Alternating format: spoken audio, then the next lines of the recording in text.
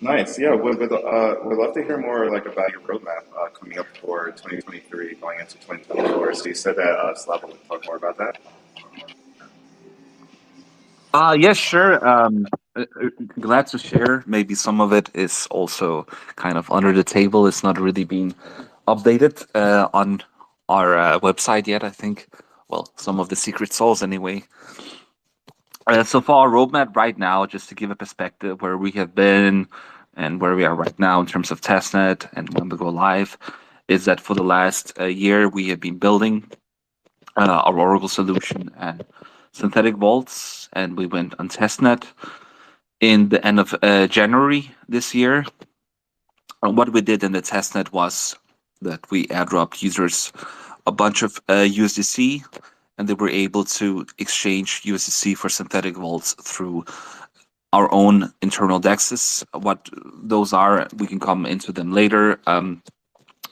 But users were able to exchange back and forth of synthetic vaults with USDC.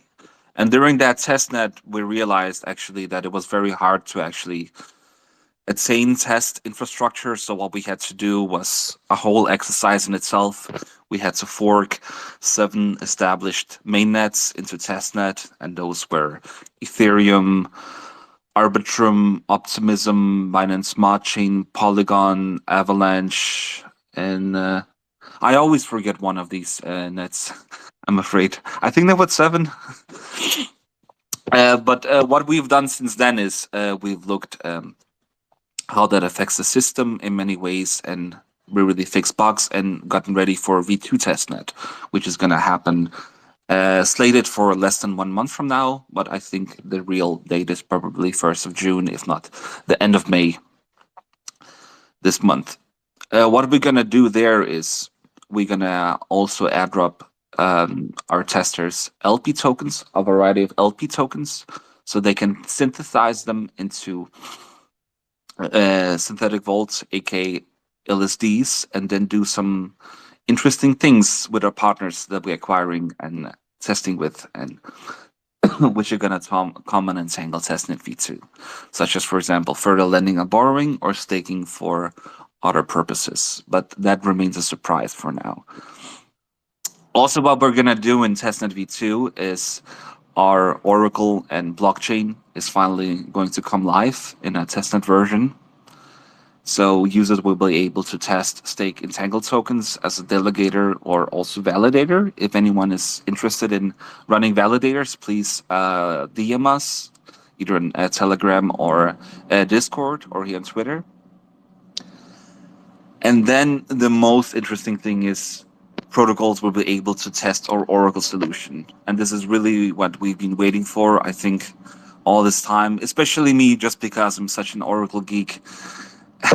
And they will come in and try to run keepers and try to build on top of Entangle endpoints or their own complex logic on Entangle blockchain. So they can, for example, if they have a very complex step, they can execute smart contract automation on multiple blockchains at the same time, which is really what we needed to do in the backend.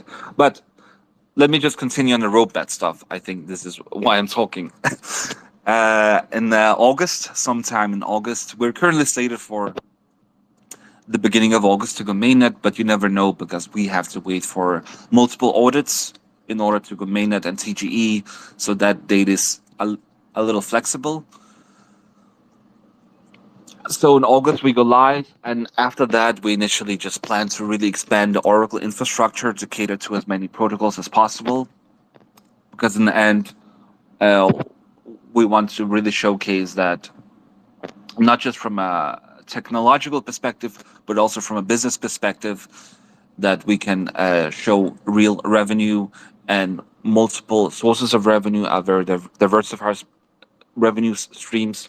And this is why we plan to try to scale the Oracle solution to as many blockchains as possible, to give the possibility to as many protocols as possible.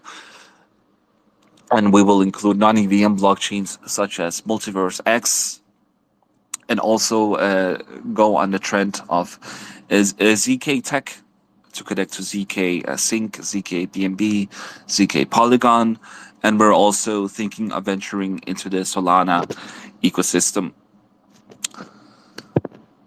And the final drop, well, it's only internal discussions for now, is for Q1 2024, is the MetaBridge